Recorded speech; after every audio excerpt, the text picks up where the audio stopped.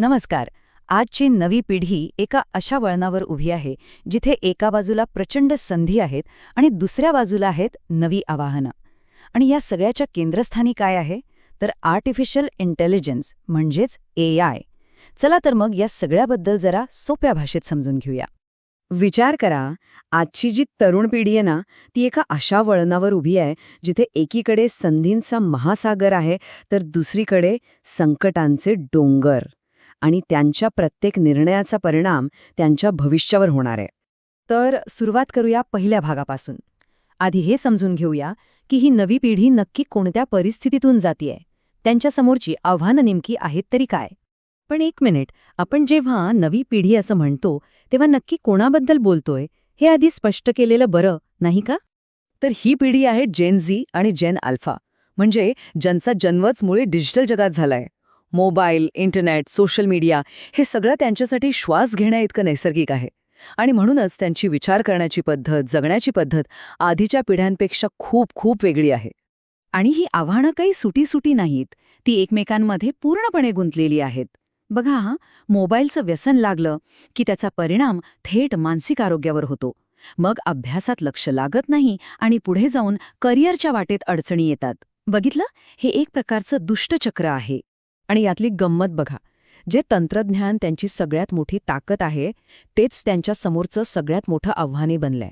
आणि आता ह्याच तंत्रज्ञानाचा एक नवीन, जास्त शक्तिशाली अवतार त्यांच्या आयुष्यात दाखल झालाय. आणि तो अवतार म्हणजे आर्टिफिशियल इंटेलिजन्स म्हणजेच AI.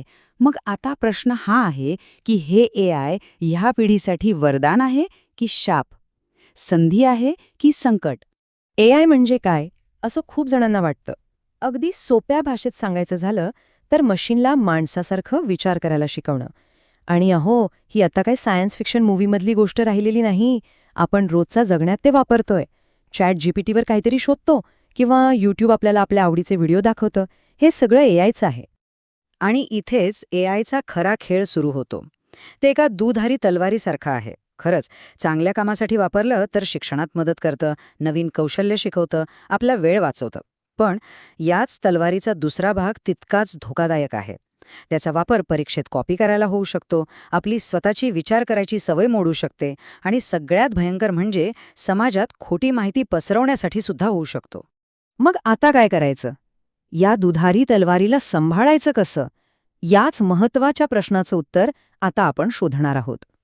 तर मग या सगळ्या आव्हानांना तोंड कसं द्यायचं आणि सगळ्यात महत्त्वाचं म्हणजे AIचा योग्य वापर कसा करायचा, या आव्हानांना संधीमध्ये कसं बदलायचं? ह्याचं उत्तर काही रॉकेट सायन्स नाहीये, तर 4 महत्त्वाच्या सवयींमध्ये आहे. पहिलं, डिजिटल डिसिप्लिन, म्हणजे तंत्रज्ञानाला आपल्यावर राज्य करू द्यायचं नाही. दुसरं, स्किल डेव्हलपमेंट, AIचा वापर फक्त उत्तरं शोधायला नाही तर नवीन गोष्टी शिकायला करायचा. तिसरं, स्वतःच्या आरोग्याला प्राधान्य द्या, कारण शरीर आणि मन चांगलं असेल तरच बाकी सगळं ठीक राहील. आणि चौथं, सगळ्यात महत्त्वाचं, बोला आपल्या माणसांशी, कुटुंबाशी, मित्रांशी, कारण खरी कनेक्टिव्हिटी वायफायपेक्षा संवादात असते.